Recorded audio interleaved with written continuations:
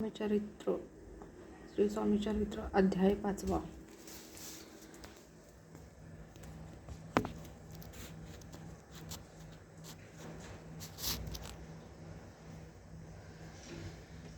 श्री स्वामी समर्थ. श्री गणेशाय नमः. भोकानन वैश्वानरा अज्ञातम चेकतका भास्करा पूर्ण साक्षी परात्परा भक्ता खरा सदय तू गंगाजल जैसे निर्मल जैसे तुझे मन कोमल तुझशी स्तविता प्रेम सत्वर त्याते पावसी विशेष गंगाजळाहून आपले असे महिमान पाप ताप आणि दैन्य तुमच्या स्मरणे निवारती स्वामी चरित्र कराया श्रवण श्रोते बैसले सावधान प्रसंगाहुनी प्रसंग पूर्ण रसभरीत पुढे पुढे ज्यांचे सबळ पूर्व पुण्य तया झाले स्वामी दर्शन ऐसे चोळाप्पा आदी करून भाग्यवंत सेवेकरी अक्कलकोट नगरात एक तप पर्यंत स्वामी राज वास करीत भक्त बहुत चाहले वार्ता पसरली चहूकडे कोणासी पडता साकडे धाव घेती स्वामीकडे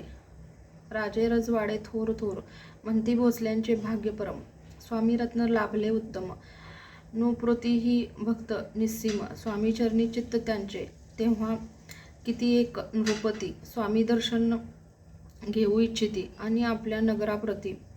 आणू म्हणती तयासी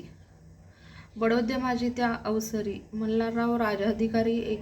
एकदा तयाचे अंतरे विचार ऐसा पातला अक्कलकोटाहुनी स्वामीसी आणावे आपल्या नगरासी मग कोणे एके दिवशी सभे माझी बैसेले दिवाण आणि सरदार मानकरी तैसे थोर थोर बैसले असता समग्र बोले नृपवर तयाप्रती कोणी जाऊन अक्कलकोटासी तेथे आणील स्वामीसी तरी आम्ही तयासी इनाम देऊ बहुत त्यांचा राखू सन्मान लागेल तितुके देऊ धन ही वटपुरी वैकुंठ भुवन वासता स्वामी होईल कार्य जाणून कठीण कोणी न बोलती वचन कोणा एका लागून गोष्ट मान्य करवेना तेव्हा तात्यासाहेब सरदार होता योग्य आणि चतुर तो बोलता झाला उत्तर नृपा लागी परी येसी आपुली जरी इच्छा ऐसी स्वामी ते आणावे वटपुरीती तरी मी आणीन तयासी निश्चय मानसी असोद्या ऐसे ऐकून उत्तर संतोषला तो नृपवर तैसे सभाही समग्र आनंदित झाली संजीवनी विद्या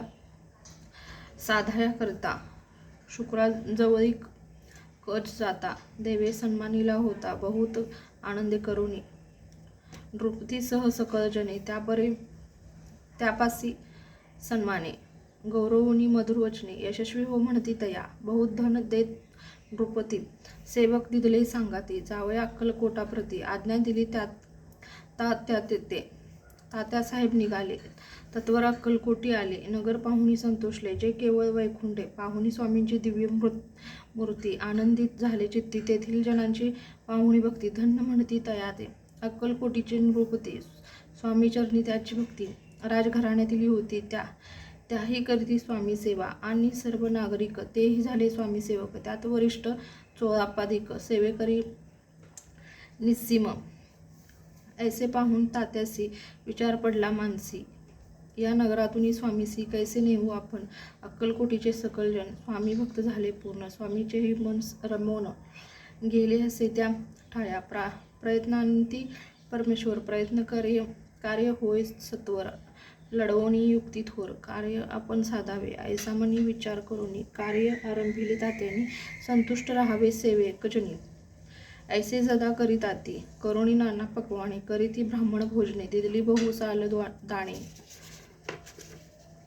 याचक धने तृप्त केले स्वामीची या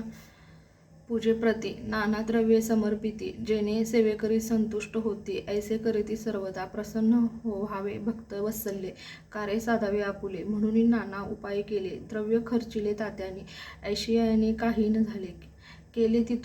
तितुंके व्यर्थ गेले तात्या मनी खिन्न झाले विचार पडला तयासी मग लढवली एक युक्ती एकांती आठवणी चोळाप्पाप्रती